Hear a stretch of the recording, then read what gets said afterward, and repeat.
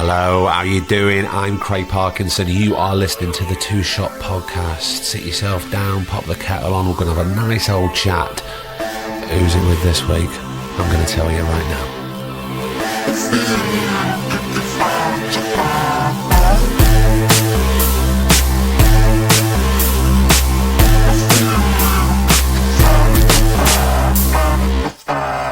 How the devil are you? How's your week been? Oh, well, I'm sorry to hear that. But look, fear not. It's the end of November almost, which means it's nearly December, which means it's nearly Christmas, which means we can all have a little break. Apart from me and Griff, because we've been on the road meeting brilliant people and having fantastic conversations, and those episodes are going to be coming thick and fast every Thursday. A date for your diary. It's one date that means two things. The 13th of December.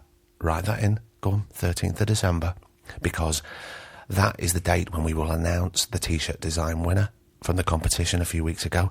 That is also your deadline date. It's the deadline to give us your best of moments of 2018. We did it last year. It was a great success. We're going to do it again.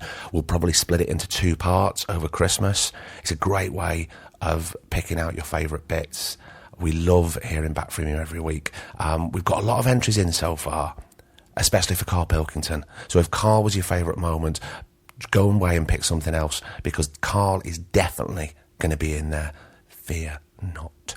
Now, this week is episode 66. Now, remember weeks and weeks ago when we had the brilliant JODIE Whittaker on the podcast, and I said to you, look, I'm going to try and get some more Doctor Who guests on. Well, I'm a man of my word, and we've done it, because this week we went to London to sit down with the fantastic Mandip Gill. This is episode 66. Bloody hell, can you believe it? Of the Two Shot Podcast. And we go to London and sit down with Mandip Gill. Please enjoy, and I'll see you at the end.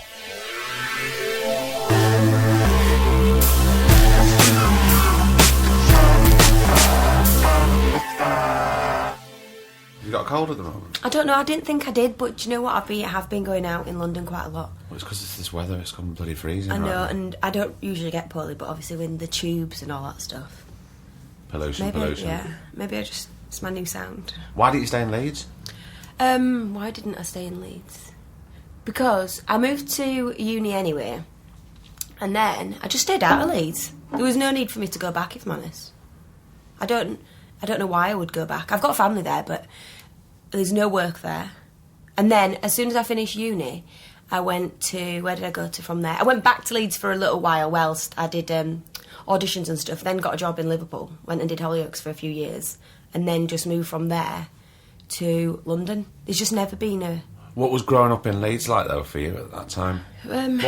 What year were you born, Mandip? Do you remember me asking? No, 88. 88? Yeah. And we were brought up on a council estate, and we had a massive newsagents on that council estate. So it was a really weird thing, because people needed to come into the shop because we were the biggest newsagent on that shop. Like, it was massive, like a mini supermarket. But then you would see the same people being really racist to my dad, and my dad having fights. But I was like...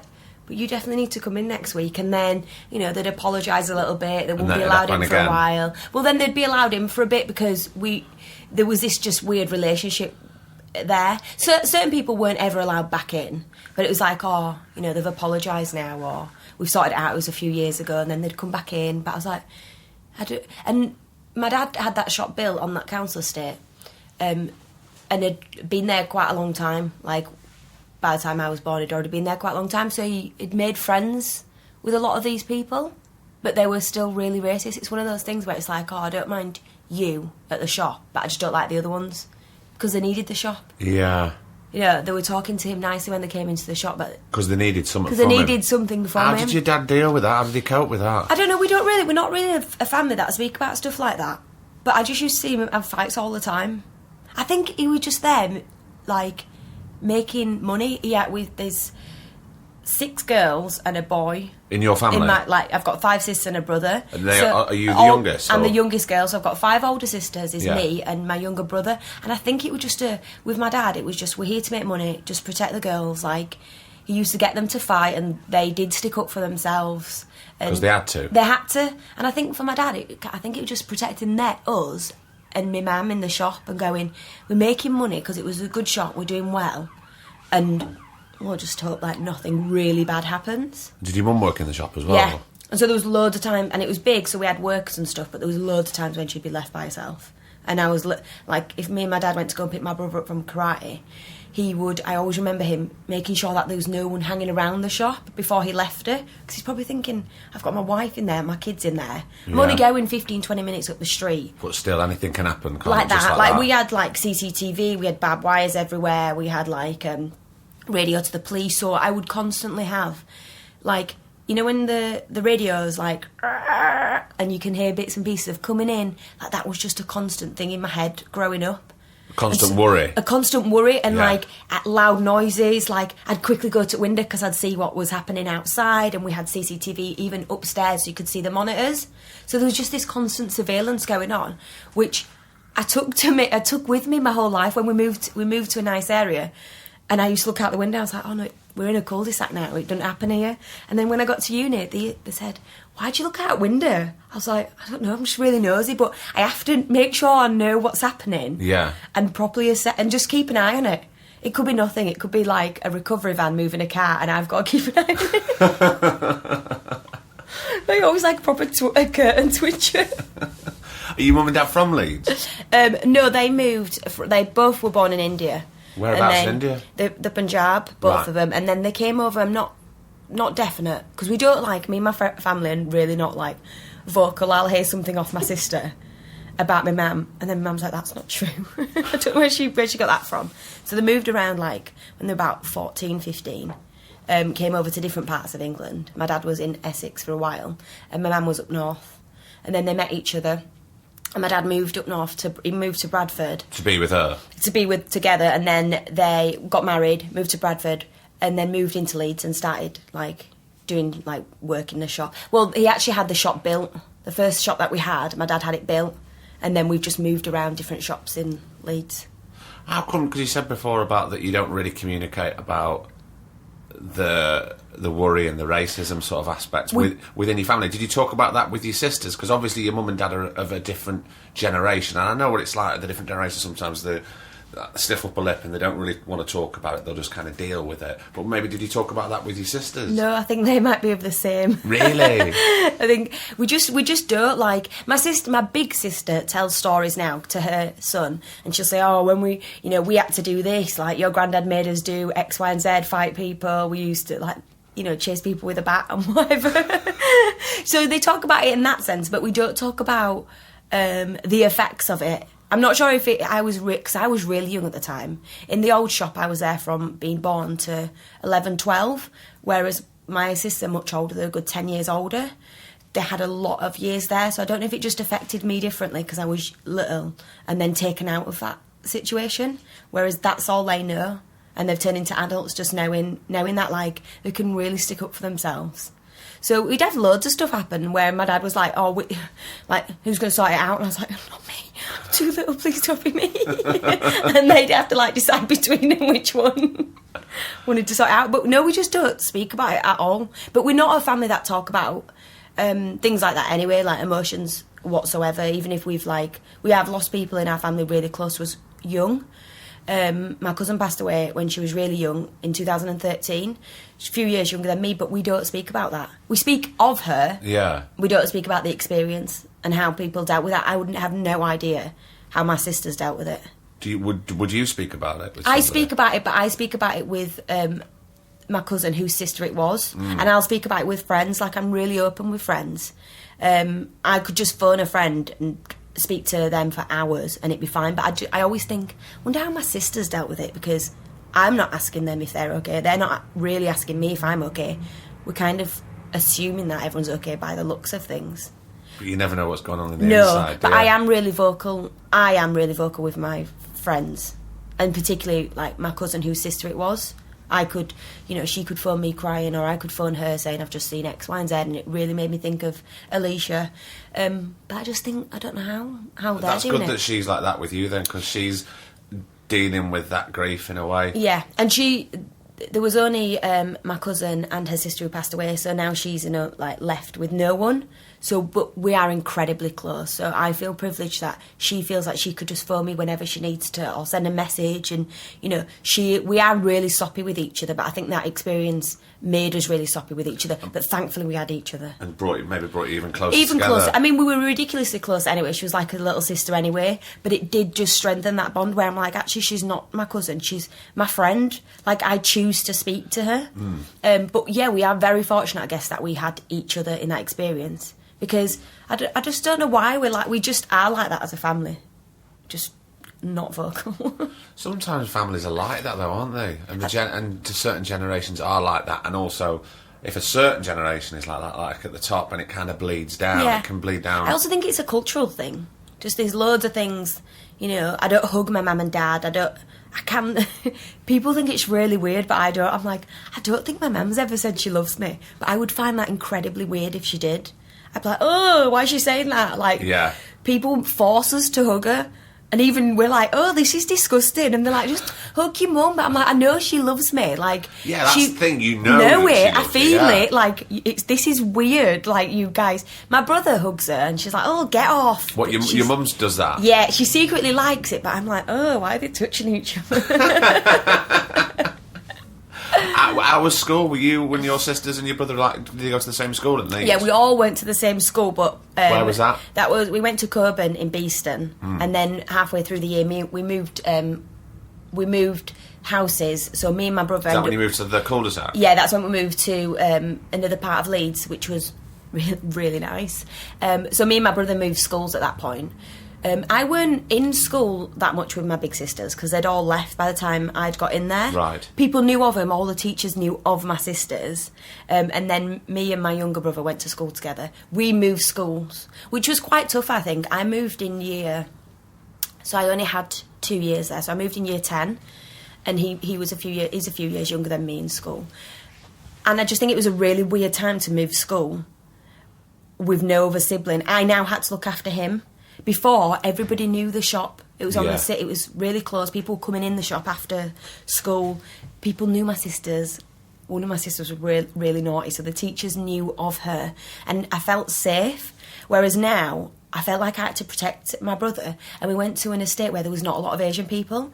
And so when we got there on the first day, this girl was like, right, we're going to have a fight because people said Indian people are really hard. And I was like, not this one.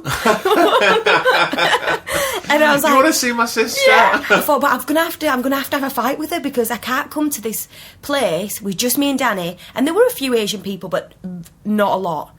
I'm really gonna have to stand my ground here. It didn't come to fruition, thank God for that. I don't know why. Maybe she got scared of just the way I looked. Well, probably because you stood your ground and you didn't. But I kind of had no choice. I was like, 3 o'clock, I'm gonna get bad now. That's that first time going into prison or something. Fight the cock of the prison. Yeah, but I was like, it is. I think it was the case of I said to people, all right, cool, all right then, all right. I don't know what I would have done anyway, but I was like, all right then. So they were passing it on because they were her cousins and that. All right, then she was in the same year as me. It weren't like she was a few years older than me. She was a big lass, but I thought, all right, I'm gonna have to do it. But then my brother had the same kind of issues, I think, for a little while when he first started. So we'd walk home together, and then after school, so he was probably in about year 8, I think, and he was like, right, beat me up. So every day he'd want me to beat him up in corner, but then he'd start crying, going, you've gone too far, you've gone too far. But I weren't really hitting him that hard. It was just quite good for us. He was like, I remember being in our house, because my mum and dad had another shop, so they then went to the shop, so we hardly ever saw them, so we would be in the house by ourselves. I remember just like beating him up in corner at room, going, oh, that's the proper type, that is. But then he took up rugby, got absolutely massive, became friends with everyone, and then really found his feet there. Like, that was his high school for him. Yeah. He still hangs around with them people. Right. He knows that village, whereas for me... Is he still there? He plays rugby for Kipax. Right. And all his mates are there, so he still lives in Leeds. So that really is his life. And I'm glad he really found his feet, because after, 2 years, I left and just left him there by himself. But he was absolutely fine at that point. He'd really got really big at rugby, and I was like... I won't be fighting you anymore. No. That my time I don't is think done. anybody would be. So that was good. Did you find your feet in those last few years? No. I I didn't have problems with people. It's just that I would put in the bottom sets for everything. Just they said, we'll reassess where you should be, and I never got moved. So I never excelled the way I think I should have done. I think the highest grade I got was probably in drama, and that was even still a B. My science class they were so naughty. My French class were just absolutely, oh my God, they were just on another level. And at times I did play up, if I'm honest, but not really. You just couldn't learn. It weren't an hour that I was getting taught anything. It was trying to get these guys to stay in class, right, which I found really entertaining. But I just know if I'd have stayed in the groups that I'd needed to be in, I would have probably got higher grades and whatnot, and actually sat and listened. Did you think you weren't allowed to sort of grow in those classes? Yeah, well, you just didn't. It weren't about learning what was on the board. We were all laughing at each other, and people would run out, and then that'd be another 20 minutes of getting them back in class. And all of a sudden your hour's gone. And even like French, I remember thinking, oh my God, there's not a chance I'm going to be able to pass this exam. Like, I don't know if it was every class, but we were allowed like cue cards and stuff. I was like, I'm going to have everything on this cue card because I have absolutely no idea. I'm just going to have to phonetically write everything out. So I ended up getting quite not the best grades in GCSE, and I don't think that was a true reflection. And Did you feel that you were academically minded more than you were given credit for? Yeah, but not. I'm not sitting here saying that I am really clever. I'm not in that sense. I don't retain a lot of information. Mine's more like life knowledge or general knowledge that I found on Twitter, and I'll just use it like I made it up.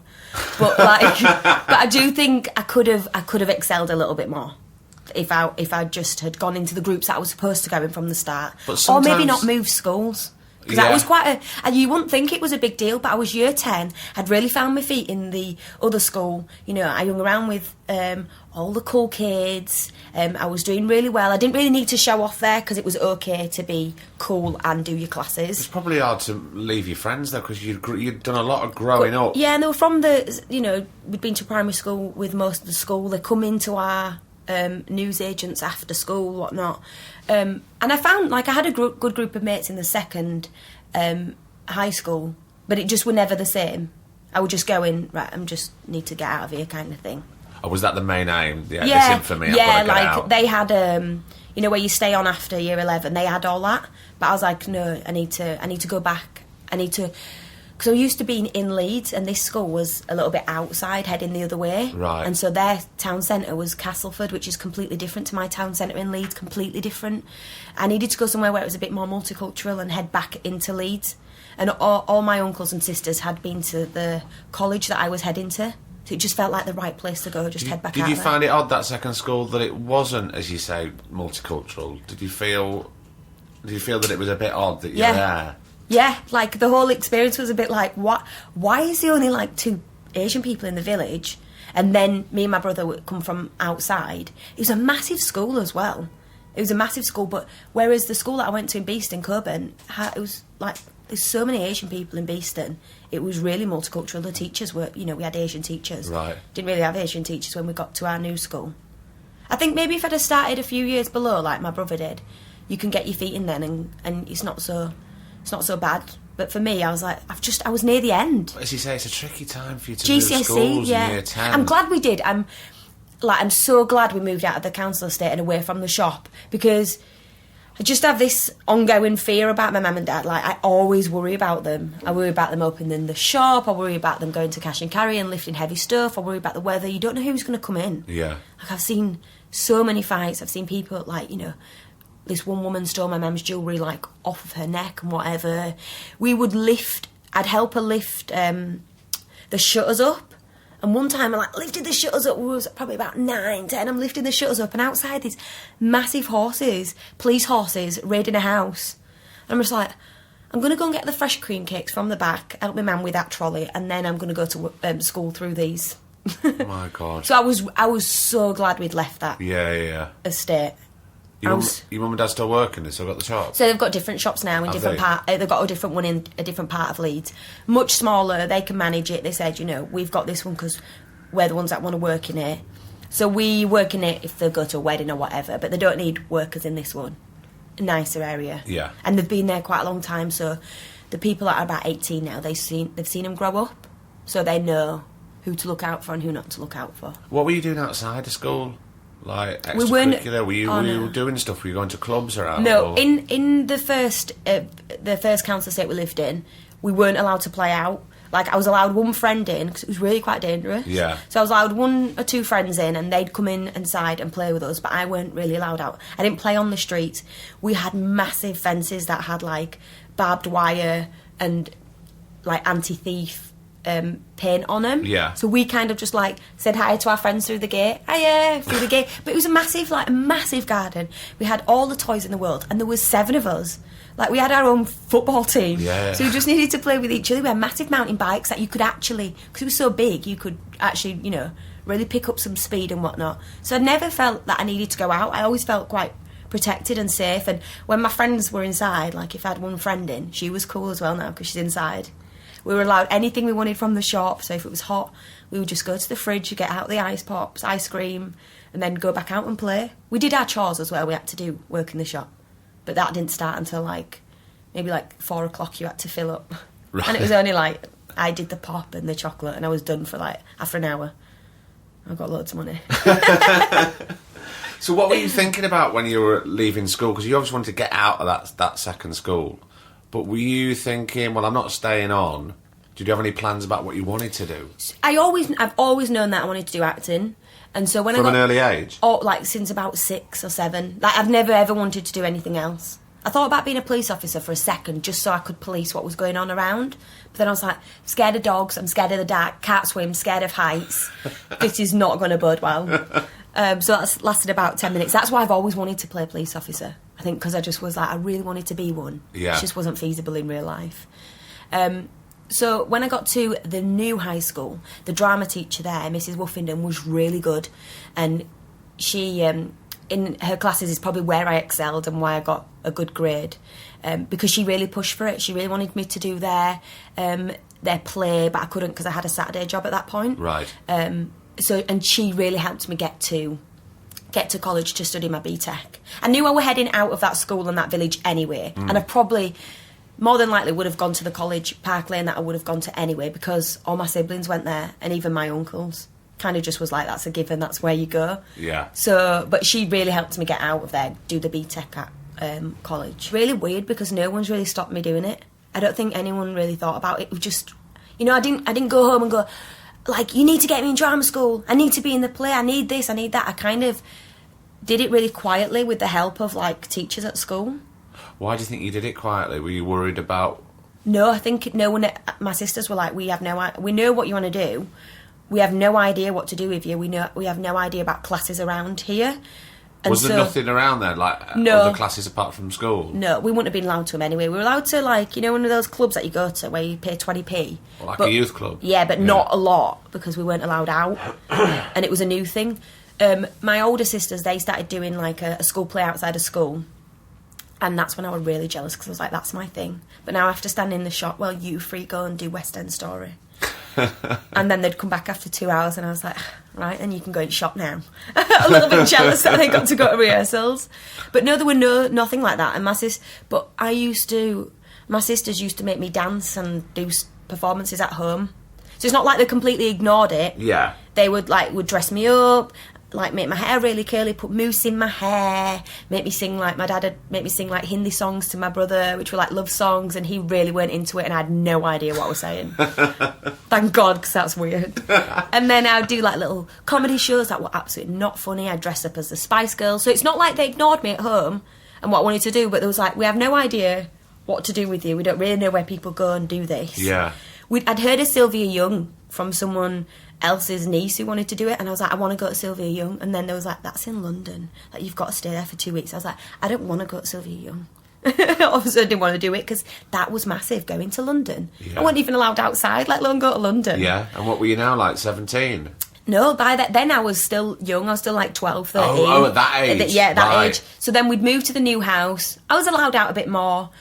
Went to the new school. Still didn't do the play that they did after school because I had a Saturday job and the rehearsals fell on a Saturday. And she was like, I'd really want you to be in James and the Giant Peach. But I took my Saturday job really seriously, fluffing cushions. And I was like, well, I've got to Where were you fluffing cushions? It was this shop called International where... What's that thing where you go... work at school for a week. I can't remember. What, like work experience? Work experience. I was so good, I got a job. So I had a job at like 13 on a Saturday. Fluffing cushions. Fluffing cushions. I got to choose what cushions went on like the display of this shop in the city centre.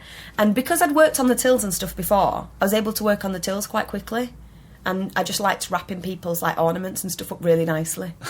Just like, oh, thank you so much. And I was like, I'd use 2 pieces of paper of like brown wrapping paper, like I know what I'm doing. So I took that really seriously, so I didn't get involved in the play. And then went to college, and then college helped me get to university. How did you find college? Did you enjoy that Yeah, course? I did finally, you know. But that's because it was in the middle of Leeds, it was multicultural. I was able to get the bus and be really independent at that point. I was allowed to start having sleepovers at my friend's house. And so, and I just really enjoyed the course as well. And also, for the first time, people probably paid attention to me. And I was one of the ones that was like, oh, you're good. If you want to carry this on, we'll help you get to drama school. You know, we did plays and we did a musical, Guys and Dolls, and I was the lead in that.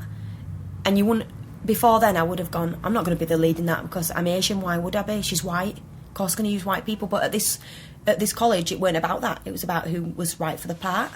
And the class was full of like, we had white and black. I was the only Asian person in the class, but we had black, mixed race, white people. So I think I really found myself then. I became quite popular as well. Were you having different classes of people as well? No, we stayed in the same class. No, I mean, as in a different class of people. Oh, well, they're from all sorts of different classes of around Leeds, or was it quite a working class? It was a really working class. It's quite close to a lot of working class areas, so it was still the same class as me, but just after 2 years of being in quite a predominantly white area, I was like,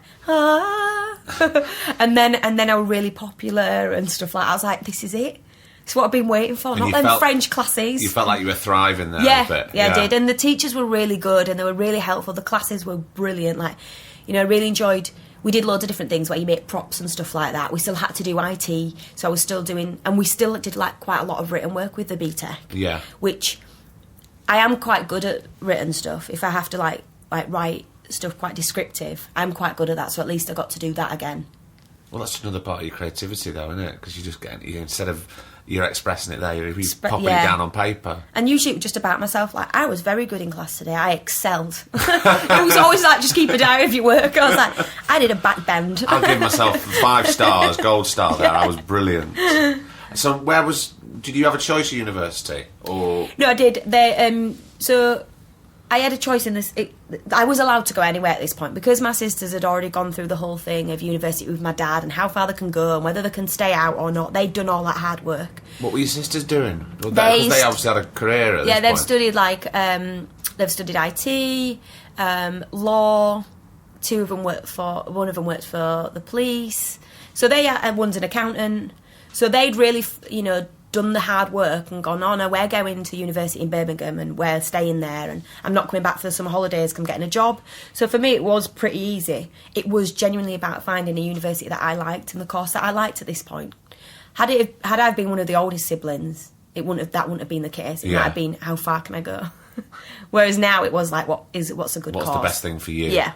And where was that? I ended up going to UCLan in Preston. I went for an open day there. And you had to do that. You had to do the obvious. You had to do an audition and to have a conversation, a monologue, whatnot. But then they ran this class called biomechanics. It's like a physical theatre, like physical training. It's really weird, and I just absolutely loved it. We had to do like frog jumps and all this stuff, and really show how strong you were. And I just really went all out. So it was proper physical. Really, really physical. I was like, I am frog jumping myself into this course. I think that was the selling point for me for UCLan, is that they studied biomechanics, which is really about your body. And I really wanted to go into physical theatre as well at that time. But their course was really good. What was your inspiration of wanting to go into physical theatre? I don't know. I just think, I can't really dance, as my BTEC teacher told me. She was like, you guys don't come and... Because you could... at the college, you could do, like, other GCSEs, like dance, and my friends did it, and she was like, maybe you don't do that one.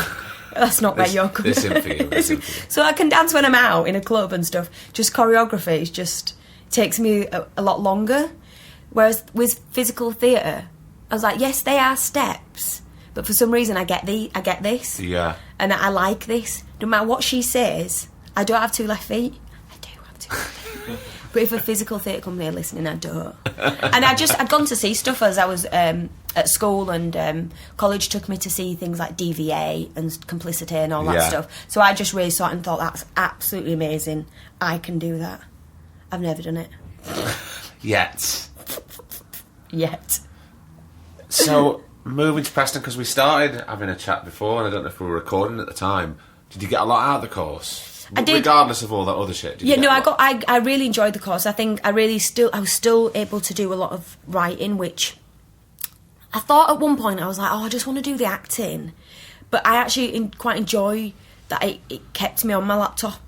We had to always do like written work, which brought my grades down. So I'm not as good as I thought. Well, because there was a few people in our class that were really good at writing. Their like literacy skills were really good, and so if you're going to get marked against them, I've already dropped a few points, which completely makes sense. Which dropped my overall marks in my subjects, because in my actual acting work I do quite well, and it weren't that I weren't doing really well. I just weren't getting the top levels. But I quite liked that it kept me at my laptop every now and then. It means that when I write an email now, I don't struggle to like find new words for like a simple word or whatnot. And I can type quite fast. But there were times when I was like, I just want to do the acting side. I just want to be an actor. Yeah, of course. That's all I want to do. So I did get a lot from that in that sense. I really enjoyed the biomechanics. We did, at the end, we did a week-long course, intense course of acting for TV with a guy called Philip Wood. And he taught me so much in a week. He really taught me. He gave us this book. We were doing practice auditions and tapes and whatnot, and he taught me so much to the point, and he really helped me. We did a showcase at the end, like you do, and an agent came in, some casting directors, Janet Hampson came in, and then I'd started auditioning for Emmerdale before I'd even graduated. Oh, really? Yeah, so I started... Did you feel you were ready to do that? Did you feel... I felt, when I got there, I felt out of my depth. I know I didn't get it. So I'd done a few auditions for Emmerdale at that point, and a screen test. How old are you now when we're talking about this? I'm 30 now. No. So then I was 21. 21. 21, had never auditioned before. I was auditioning, doing screen tests and stuff, but I know I didn't get it. I was completely out of my depth there. Like, I still was looking at my lines, whereas there were people that were older going for the same parts that were walking around doing their lines. They didn't have the piece of paper in their hand. They were confident enough with what they'd done that they were able to talk to each other. Like, I wasn't even confident enough to drink water. I got dehydration, and like on the screen test day I had the worst headache, and then I was put on the set with some of the actors, and I was like, and there was paps outside trying to get some of the actors, and I was like, this is too much for me. Well, it should be. I mean, that does sound quite overwhelming, especially. But of course, you're not going to know about like etiquette, because you're just learning. It's first auditions. Yeah. Who's supposed to know? No one really tells you exactly what it's like No, until you and jump also, in like, and do it for yourself. Yeah, and also as well, like now, obviously, I don't pay any attention to other people walking around or other people talking. Like, we learn things differently. Maybe you're going to get your piece of paper out when we get in there. Whereas it taught me so many things, to know my lines really well, to know my lines if they put me on set with another actor from the show. Like, there were so many things that I learned in that, just that one audition. Yeah. But I was really grateful and really excited that, like, my career had already started before I'd graduated. I was already in the places that I needed to be in, and that was thanks to the uni and the teachers and people like Philip Wood that had put me in them places. And then I just left uni, and then just auditioned all the time, was in that same position all the time. Did you feel that you'd got into that machine of getting into the auditions now? So there's no point if somebody said, right, do you want to go to drama school? No, come on. I'd already started the process. I'd done my time at university. I thought, like, I'd learnt a lot in this acting for TV course, and I think if it was anything, I probably would have extended that course and looked into acting for TV a little bit more. But I was already doing it. I was already... Well, you're learning. Yeah. You're learning with the auditions, though, aren't you? And so I didn't get anything for a while, but I was screen tested for quite a lot of stuff. I got to the last 2, and it always was like, they just went a different way. They went with someone with experience. And back then, I'd moved back to Leeds for a little while. So I was in this really nice estate, quite far out. I weren't driving either. You weren't back living with your mum and dad then? I went just for a few months while I was auditioning. Right. Just went there back for a while. But there were no... Now, on reflection, I think I should have done short films. I should have been, like, collaborating with people and doing my own stuff and trying to get into theatre. But back then, I weren't really taught to create your own work like people are now. I didn't really know about putting your work on stuff like YouTube and social media or writing or anything like that. But do you think that's changed? That's changed massively. I mean, that's changed over the past few years, hasn't it? People have gone, right, create your own content. Yeah. You just get together and do it. Yeah, and I knew nothing about it. So I was sat there waiting for an audition, which luckily I used to have all the time. So I was sat there waiting for that audition and, like, hoping that I got that one. Otherwise, it's, okay, that's not the case. And I'm waiting for my next audition, whereas I know now a lot of friends, they're doing a million other things in between waiting for auditions. They're not actually waiting for auditions. They're creating work, you know. They're writing their own stuff. They're going to... I hardly ever went to go watch theatre because it was so expensive. I couldn't drive into Leeds. Everything's just seemed quite inconvenient now. I was by myself. Like, a lot of my friends stayed at university or moved on from their university. I'd gone back to Leeds for a little while to save some money and start auditioning and stuff. But I just wish now, I just said, you know what, instead of waiting for the phone, just start going doing short films and get experience that way. Because why I weren't getting TV jobs is because I had no experience. But I weren't helping myself by getting experience either. No. And so it took 2 years before I got my first TV job of constantly auditioning, recalls, self-tapes. How were you finding that 2 years? Because for me, this is the first time that we've properly sat down and had a good natter. You seem to be very positive as a person. And I know probably you're in a right good place at the moment. But back then, that's quite a long time, that 2 years. Well, I were doing theatre jobs and other stuff. Right. And so it didn't feel like... And there was never a time where I was like, I'm going to stop. Because I was doing theatre work, I think, for me, I was like, wow, this is harder than I thought. Because my Emmerdale experience had kind of said to me, you're going to be fine. Look, you've got screen tested in your first audition ever. But it weren't the case now. I was like, wow, it's going to be a little bit harder. But I never... In a weird way, I've always knew I was going to do acting. I always knew it was going to come. I always knew I was going to get TV work and blah, blah, blah. So I never really worried. I never got into a place where it was like, it was never going to happen. No one at home put pressure on me either. They weren't like, you know, what are you doing? You don't have another job. Because there were times when I'd go do theatre in Manchester for 2-3 months, come back for a little while, head back out and do a tour. So no one was like, what's going on? Why have you got nothing to fall back on? Yeah, and my mum, she would give me money whenever I wanted money. Like, the reason I would get into my auditions is because my mum was leaving money in the drawer and going, look, if you need it. Because it was so expensive to get from Leeds to London. Yeah. It was costing me about 85 quid, and I was in the room for 10 minutes. And if that was twice a week, so that was then. That was a few years ago. I mean, it's a lot more expensive now, isn't it? As well. I didn't even know either back then that you could leave at certain times. I thought I had to leave after 7:30. So I'd sit in King's Cross watching pigeons till 7:30. But I was like, so as I've got older, I've gone, no, you can leave. You can leave before then. I honestly would wait till 7:30 to leave back. Again, I've just got it all wrong. But I didn't ever go, I'm going to stop, it's really difficult. No, there was no pressure on me. It went really fast, them 2 years. Really, really fast. I think because I had so many meetings and was... Well, also because you're not having 2 years of loads of meetings and loads of rejections. As you say, you're going to Manchester, you're doing a bit of theatre there, you're doing a tour there. You are constantly keeping the creative machine sort of going for yourself. And maybe that explains... why you kept the positivity because you've been busy. Yeah, and also getting screen tested for things. Even though you don't get it and that's disheartening, I always said to myself, and I always used to say to friends, after you get penciled in, there's only one other step, is that you get the job. And so when I was getting penciled in for stuff, in my head I was like, this is just a stage. This is just one part of it. I just thought it was part of, you get an audition, then you get a recall, then you get penciled in, and then the next stage is you start getting the jobs. Yeah. And I think that, if I were going to auditions and nothing were happening, it might have been harder. But I would go into the same place for the same part, and every single time I was like, I've got this, like, I'm moving to Budapest, I've got it. when you didn't get things, how did you feel? I'm not like... I'm so lucky that I was usually doing another meeting, so it just is what it is. I had something else, and it's the same case now. Like when I don't get work, or I have a meeting, I come home from the meeting from in London, and then I'm doing my lines for the next meeting. And so I can't think about the other one. Yeah. Like, I want everyone. Every single time I'm like, I want this one. This is perfect for me. This is brilliant. I'm like, friends, look, I'm not going to be in London because I've got this job and I'm moving away to Croatia for a while. And I really think I've got all of them and I want all of them. But by the time I've got home, I'm doing my lines for the next one. Yeah. And so I don't have time to... And also that I've got to a place where there's so many reasons for you not getting work. And probably the one at the bottom of the list is because you... not talented. Maybe I've just told myself that.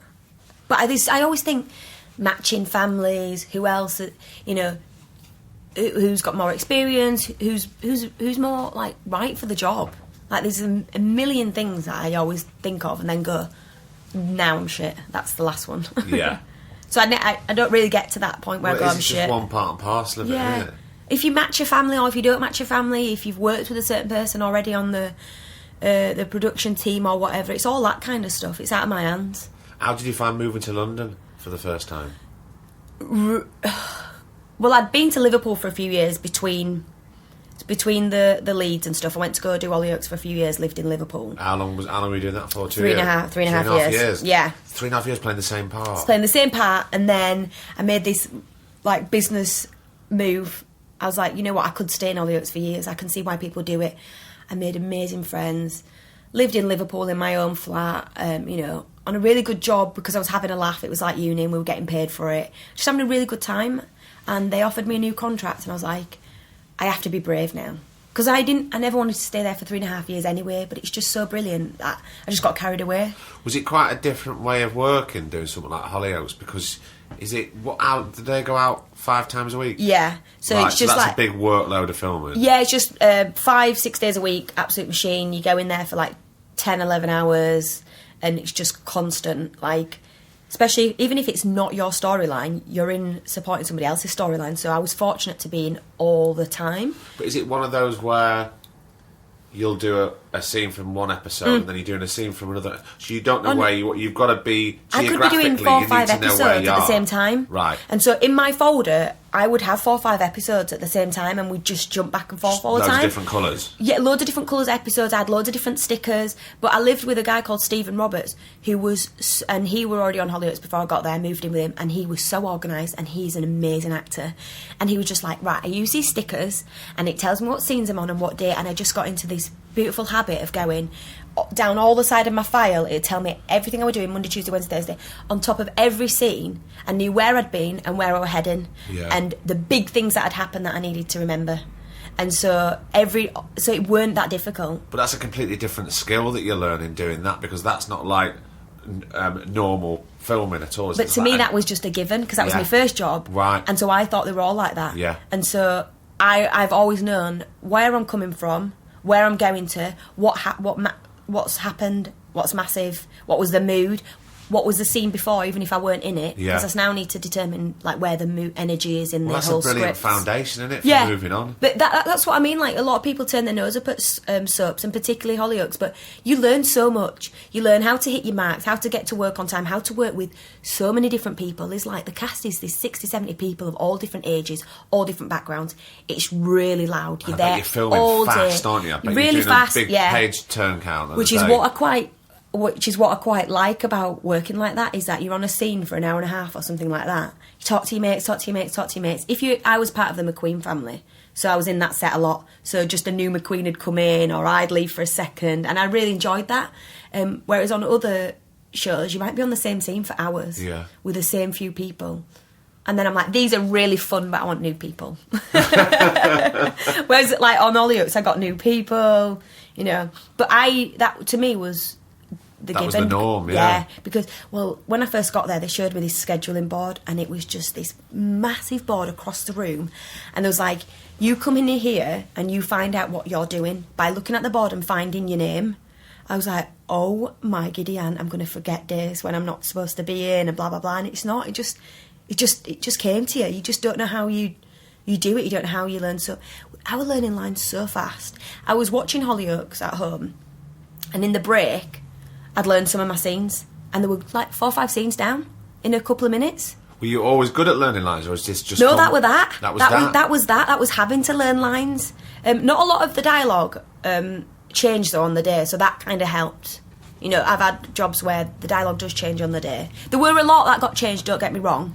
And so they'd come down and say, oh, no, it's not this line anymore. And are you good at doing that, at switching over when they say, oh, there's a new amendment there, we're changing... I can do it, and it will be fine, because you get a good few takes before you start going anyway. You know, get rehearsals. But I've got, like, I'm visual, so I'll highlight the page in the same way, and I hope to God that it's printed in the same order. So I need lines, you know, so on the original, if it finished...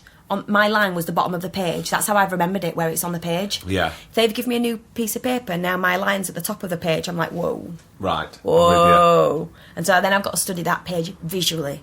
Not for the line, but where the placement of it. So if I go into auditions now, I know where my line is on the page. I'm with you. And so I don't look at my page. I'm turning over the page without looking at it, because I know that I've got to the bottom of it. Yeah. I don't need it for the line. I need just to go... If I need to go to a line, I know it's 3/4 down the page. I know I've written something and I know it's highlighted in yellow. I know there's a big block and they end with the word A. It's all that stuff. Because I was talking to a friend of mine the other day, actually, and she was working, and they were giving her a lot of new scenes on the morning and going, oh, we've changed that now. And she's dyslexic, and it's really hard that they don't take shit like that into consideration. And I do think sometimes when you're at work and you're given new scenes straight away, and you go, right, I've got 20 minutes to try and learn this. I've seen people panicking. Well, you would panic, because wouldn't you? a lot of people can't sight read even if they don't have dyslexia. Like, I do ADR and stuff, or like voiceover work for Doctor Who, and they'll give me the piece of paper and they're massive words, and even I go, I wish I'd have just quickly had a chance to read this once over. Yeah. But even if you don't have dyslexia, to be able to sight read for a lot of people is really difficult. But even in auditions sometimes, they don't take that into consideration. They'll give, like, the sides out there and then. I'm okay, but there's a million other people that... Well, that's what and I a was lot of thinking, creative people have dyslexia. Yeah. But yeah, it's not taken into consideration. No. Changing, you know, they think, oh, we've just changed a few words. It's a few words to you, but it's my whole sentence to me. Yeah, it's a massive, massive big deal for them. I think they assume because they can give you notes and you change your acting wise, then you must be able to change your words. That's a different kettle of fish. So though, different. isn't it? If you're asking me to like be happy and then be sad, I can change that up. But change the word. Also, I have to write stuff down as well. What do you mean? So like I have to write the new sentence down. So if someone said to me, "Oh, it's changed from this to that," or even on the day, I've got to write it quite neatly on the page where it should be and highlight it again. Yeah. Because I've remembered it visually. So, like, I'm probably just remembering the words as opposed to what it means in the whole sentence. In my head, I've got the 5 words matched together, and then I'll figure out how it comes out later. So, like, in my head, I'm like, I know my line that's coming up's got a big word beginning with A in, but I'm not quite sure what it is. I can just see the A on the paper. So, you said, you know, you were feeling brave and you wanted to do something else and move to London. And how was moving to London? Because that's quite a big deal, isn't it, really? No, it's a massive deal. I came here and I lived with my sister. Oh, she was already here? There was a sister that was already here, right. and her husband. So luckily I moved in with them. Like just out, like West London, but a bit of a trek into London. But I had no friends again.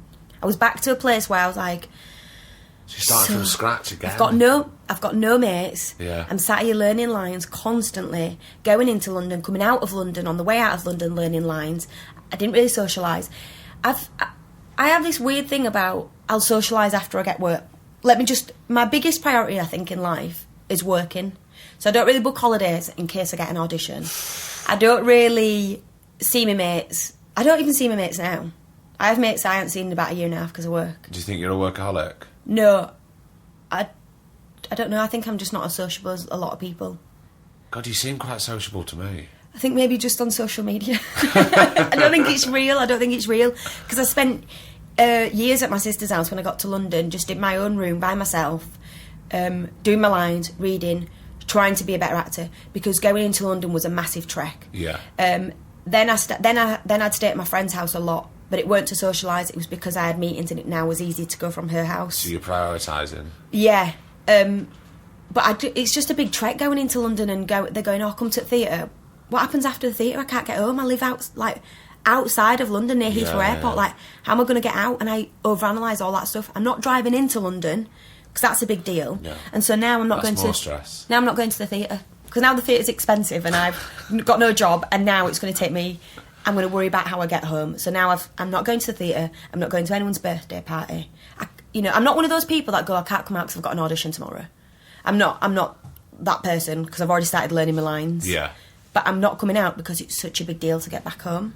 So then I spent the first year and a half by myself with my sister there, but just really focusing on acting. It paid off, but I think on reflection I probably would have preferred to have lived closer into London and socialised a bit more. But are you good at being in your own company? Yeah, well, I was forced to. So Yeah, I was going to say, do you think you were... prior to, like, in Liverpool, absolutely not. I couldn't. I was going to say that sound...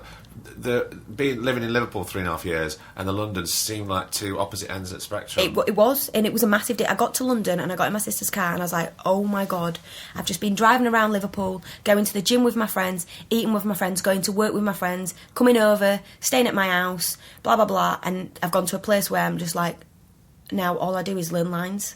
I've got no mates. I've got one mate in London and she's at the other side of London. Yeah. So the contrast was massive. And so in Liverpool, I never would by myself.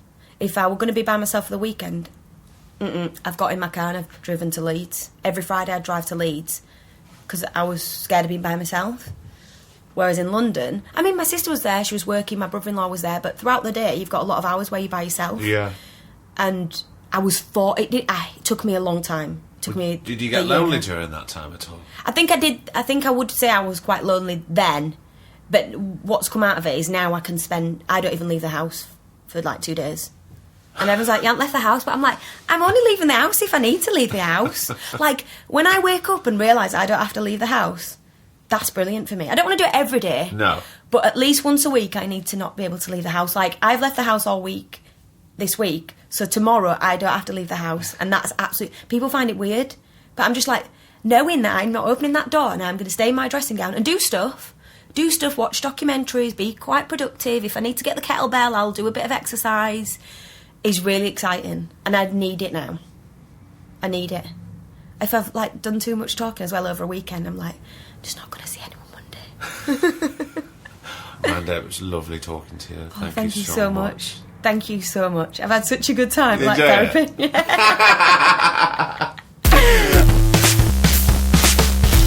And another episode is done. A huge thank you to Mandip for coming to meet us in London and having a brilliant night. I loved meeting. That was the first time I'd met Mandip.